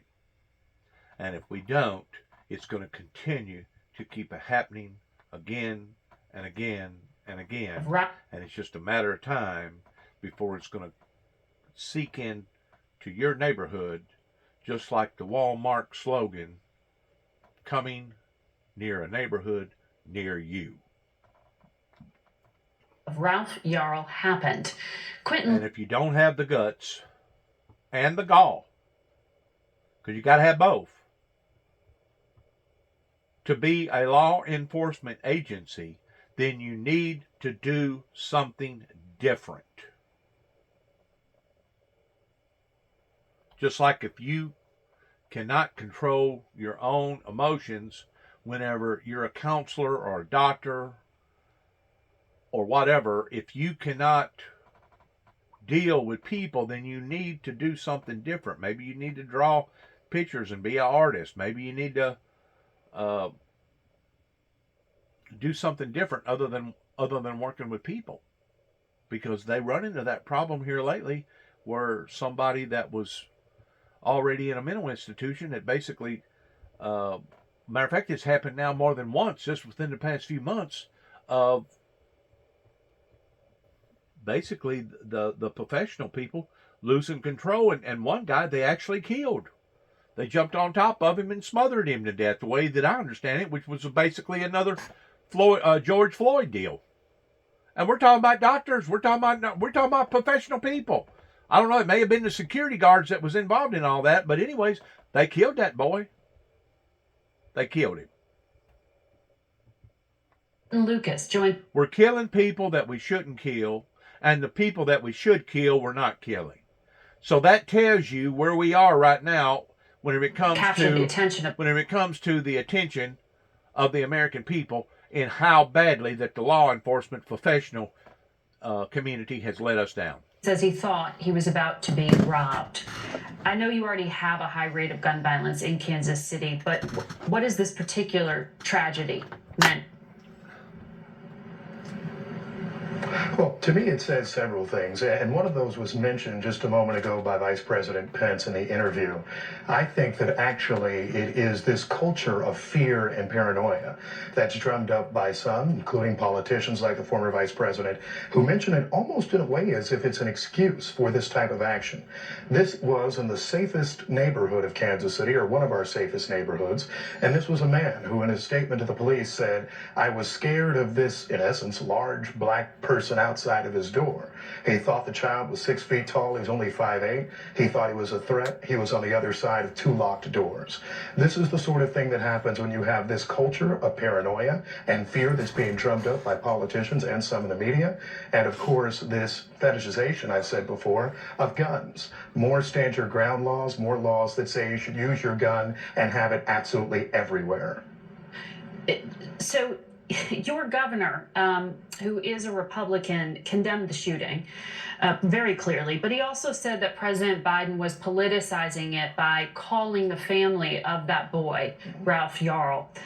He didn't call the families of the victims in New York and in Texas. What do you make of that? And does it complicate things when the president gets involved, just given how divided our country is right now? It absolutely does not complicate anything when the president gets involved. First of all, this was a news story, an incident, a situation that had the attention of the country long before President Biden called and actually did the just humane thing and gave best wishes to a boy who had just been shot twice This is a 16-year-old in the Midwest who'd been shot twice. He gets a call from the President of the United States, which I think is a nice thing. But really, if you think about all the conversation, there was not a conversation I had, certainly in this city, but with any mayors around the country who weren't noticing this story. The racial dynamic, the fact that these laws that are extreme are frankly arming our citizens and having them more scared, I think, than they've ever been before. This was an 84-year-old man who went to sleep in one of the safest neighborhoods of Kansas City, but still had a loaded gun. And when he heard a disturbance at his door, the first thing he thought to do wasn't just to brandish, it wasn't even to say a word or scream at somebody who would be outside, it was to shoot, and to shoot twice. The facts of this case were astonishing in and of themselves, and if the president never said a word, there would still be lots of attention. I strongly disagree with the governor, and particularly when his party often has politicized any number of incidents relating to border crossings and beyond in places like Missouri, far away from our southern border, to use any number of political examples. I think that this is a serious situation, and the real politicization are the people who, after each one of these incidents, say, oh, let's blame it on mental health, let's blame it on society. It's tragic right now. You just talked about your Republican governor, and I just want to point out that in Kansas City, it's a little bit unusual because you, as mayor, don't oversee the police department. There's a board appointed by the state that oversees them. So you're a Democrat in a red state where you can't control the police department in your own city. So how do you work with the governor to crack down on the gun violence if it is the Republicans in control of it? Well, we beg, we pray, and we plead with them. These are Missourians who are shot, right? This is not some sort of thing where the city is just an evil place far, far away. We are within this state. But you're seeing not just in Missouri, we've had this set up for a while in Kansas City. Right now, there's an effort to take over state control of policing in St. Louis. You saw a lawsuit filed by the NAACP on Friday night in Jackson, Mississippi, relating to that issue where there's this state takeover. The cities are now punching bags. They have been for a while, but you're seeing this new extreme of everything that happens here, even our crime, isn't something that we need to fix for the state. Instead, it's an indictment, let's say, on the city people themselves. I think it has lots to do with racial differences that are present in the city, our different views on gun crimes, and frankly, it's something that can scare people a little bit more than perhaps talking about international affairs or deficits. Instead, it's something that seems to be down the street, and it is harming and tearing apart our country. A lawyer for Ralph Yarl's family spoke to my colleague Gail King and said they were pleased with the felony charges that the police did, proceed along with, but they want to know why attempted murder wasn't part of it, and they have questions about if there were civil rights violated. Do you have answers from the police or anyone on those points? I know our police department has worked hard to review this situation, and while there are critiques, certainly we welcome those in further study. I think the challenge with a hate crimes charge is just the proof of intent that relates to it. What we do have is that there was a man who said that he was afraid of a black male outside of his door. He shot twice. The felony assault charge carries life in prison, which for an 84-year-old is a substantial potential sentence. There's an additional armed criminal action charge. But I believe that our federal investigators and so many others will look into this to see if there are further charges. I think what a lot of people, though, wanted to say over the last week is that this was taken seriously. It was astonishing to some that someone who could shoot someone twice was then back in their bed later that night. I know that we have worked hard to try to address that, but we'll answer more questions as time goes along with this tragic situation. Just to button up what you were saying in terms of culture of fear, can't both things be true, that there is too much anxiety and manipulation of fear? At the same time, there is a legitimate concern about rising crime?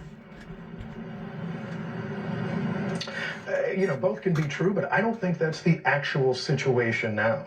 I mean, think about the fact that, and you hear certain political figures who talk about cities that are fundamentally safer than actual cities in their own state. Often this is kind of the Governor DeSantis bashing of New York City, which is much safer than a lot of the largest cities in the state of Florida. I think this is in many ways fully drummed up, and it's part of getting people more guns, getting them more afraid, and I don't think it in any way relates to the data on the ground each day.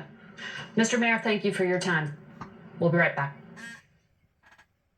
The eye opener is so good. One thing that I took notice of in one of the programs, it may have been this one, I don't know, that they got states now that's issuing out red flag, I don't forgot the proper name for it, something red flag, of the gun owners that can basically have the right of shooting somebody in their yard if they just look suspicious. I think Texas was one of them, if I'm not mistaken. It basically gives the citizens the right to go back into the Wild Wild West days, that shoot them and ask questions later. That, to me, is one step forward and two steps back, because now you're putting the handicap upon to the citizens. And why do we even have law enforcement if the citizens are going to have to do their jobs for them? Why do we even have voting booths and people standing in these offices and people working with judges and deputies on the beat if our hands is tied to the degree that they can't do nothing?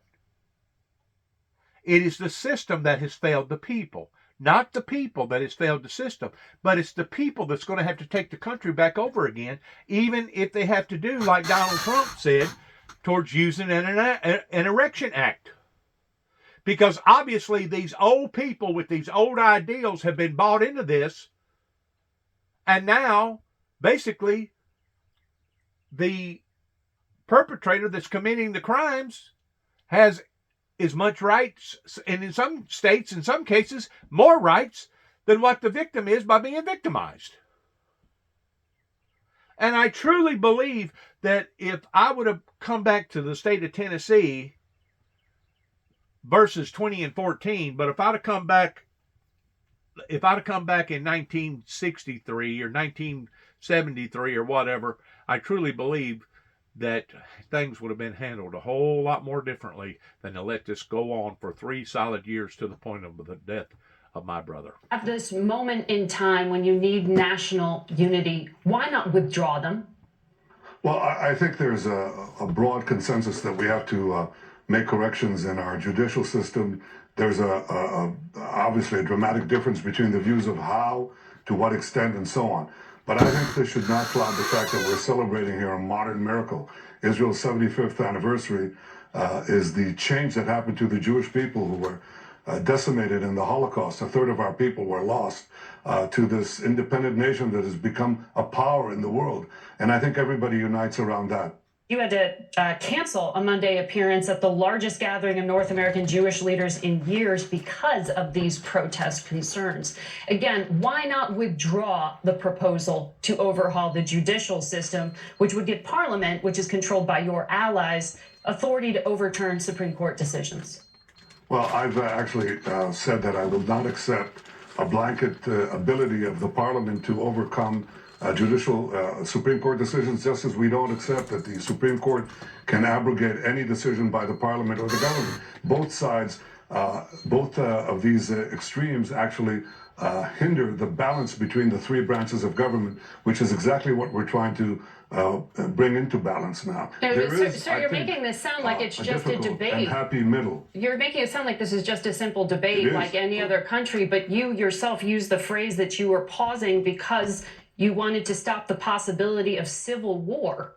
That was the phrase you used when you hit pause. I want to just lay out for you here what it has done here in the United States. Those judicial plans led President Biden to say he won't be inviting you to Washington anytime soon. Listen. I'm very concerned. And I'm concerned that they get this straight. They cannot continue down this road. Hopefully, the Prime Minister will act in a way that he's going to try to work out some genuine compromise. Biden told you to walk away. You seem to be betting that there won't be consequences to alienating your closest ally.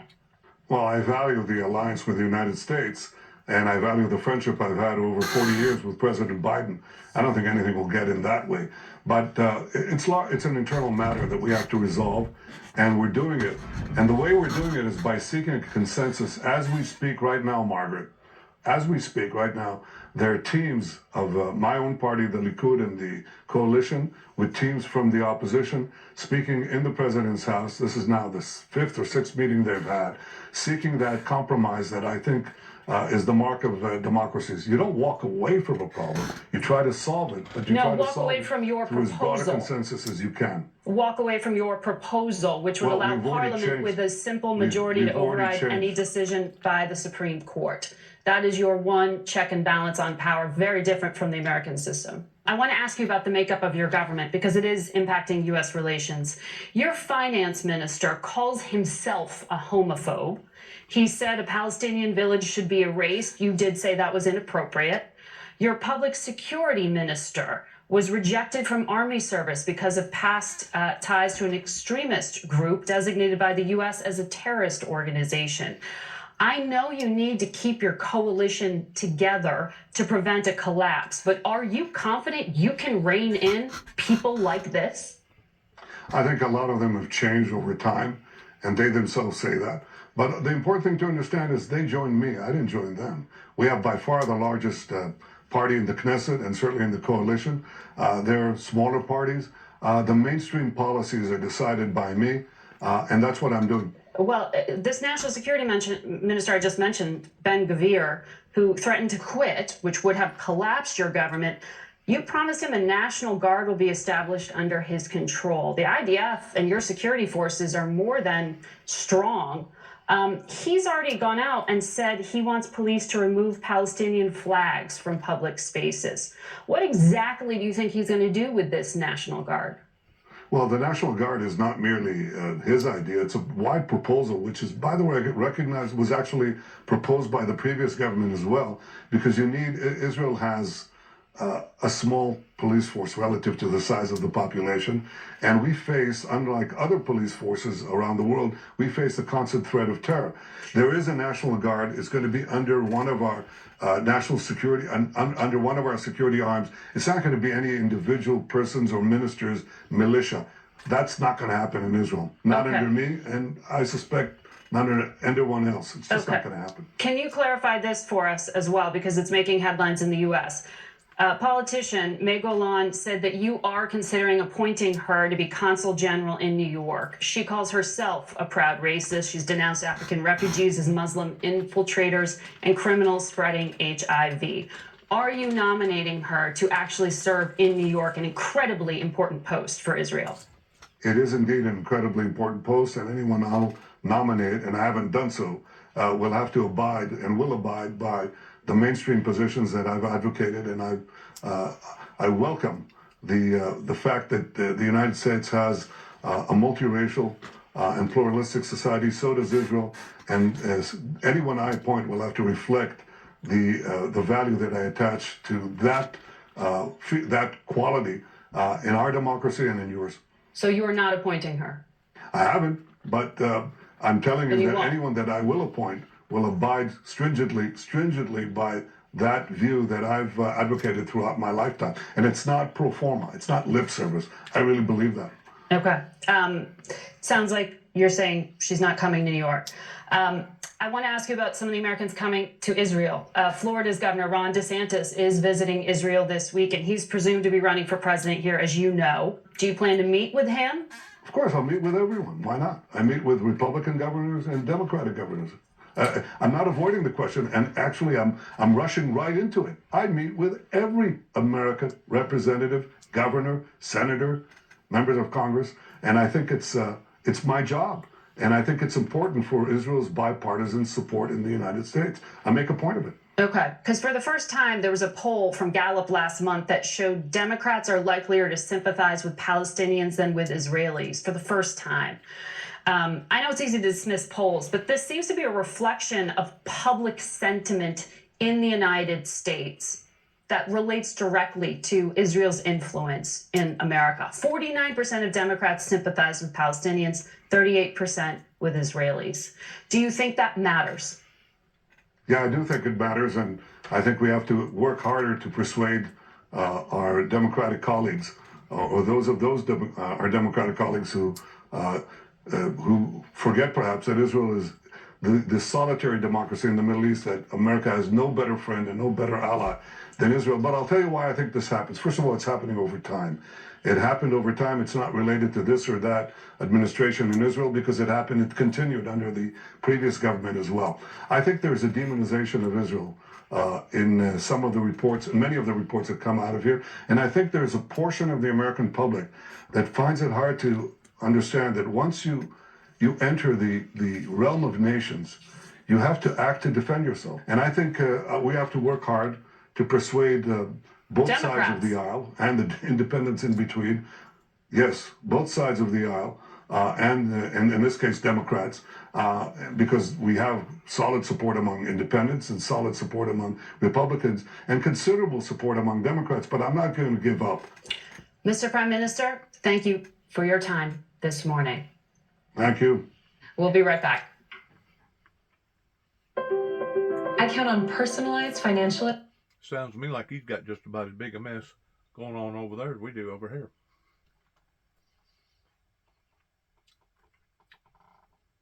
Well, that's going to be it for today on this particular recording. We want to thank you for your time. Thank you for your prayers. We want to say good luck to each and every one of us. Good luck, America. God bless our military. And God bless us where we go in our endeavors from here. I want to thank you for your time. And as we end our program by saying, Shalom. Another set. And God bless.